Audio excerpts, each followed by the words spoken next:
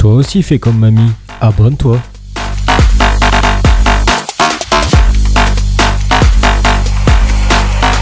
I said I'm moving too far. Getting fast. Pour faire fonctionner Viegant ou MQTT, je vous envoie vers la première vidéo. Ici, on va parler vraiment du portail en lui-même. Et bonjour à tous. On va faire un petit tour du propriétaire du portail. On va voir qu'il est assez compliqué. On a une carte en bas qui est donc la carte mère du portail et une carte en haut qui sert donc à ouvrir le portail avec la télécommande. J'avais jamais vu ça jusque maintenant. Donc on va voir que le portail est fonctionnel avec la télécommande dans un premier temps. Puis je vais vous joindre les plans et on va décortiquer ça ensemble.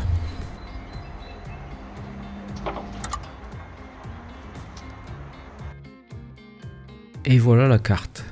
Si je regarde bien sur le bas de la carte, je vais voir marqué Input. Je vois qu'il y a une sortie commune aux deux entrées et deux entrées différentes. Je suppose qu'il y en a une pour l'ouverture totale et l'autre pour l'ouverture piéton. Je recontacte Cédric et je lui demande de vérifier ce qui est branché sur ces fameuses entrées. Effectivement, c'est bien deux relais qui sont au bout et qui servent à ouvrir avec la télécommande. Les relais fonctionnent en normalement ouvert. Si vous créez un contact entre le commun et l'entrée, vous ouvrez le portail.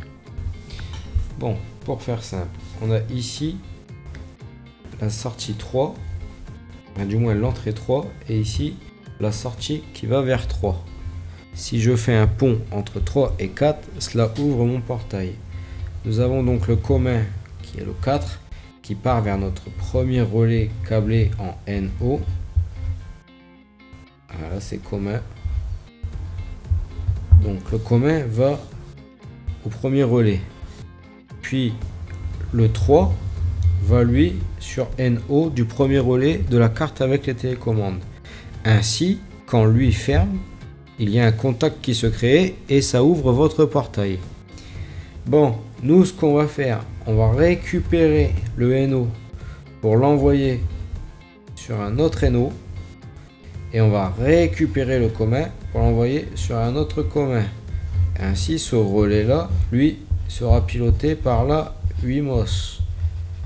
Donc, si je ferme ce relais là, je fais une continuité entre commun et NO qui va faire une continuité entre 3 et 4 puis ouvrir le portail.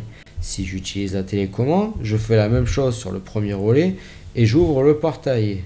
Ainsi, si celui-ci, après l'impulsion, se rouvre, le circuit est ouvert, le portail se referme.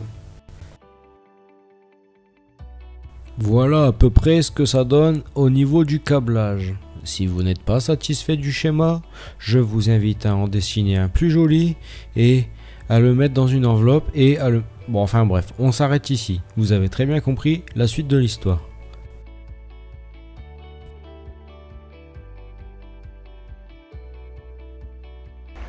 Alors voici le raccordement. J'ai que ramener le courant ici. Hop, boum, boum. D'accord, je suis reparti sur ma boîte là. Alors c'est moche, mais j'avais pas le choix. Et après je suis venu me brancher sur la carte qui est là, qui remonte ici sur les pins 1 et 3.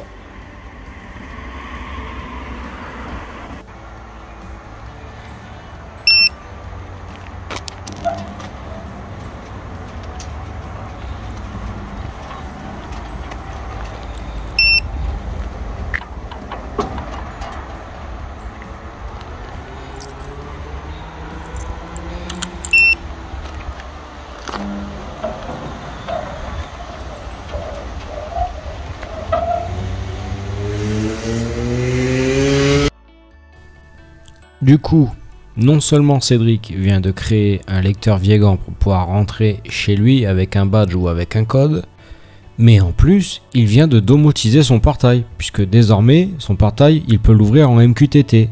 Je vous laisse imaginer les scénarios suivants.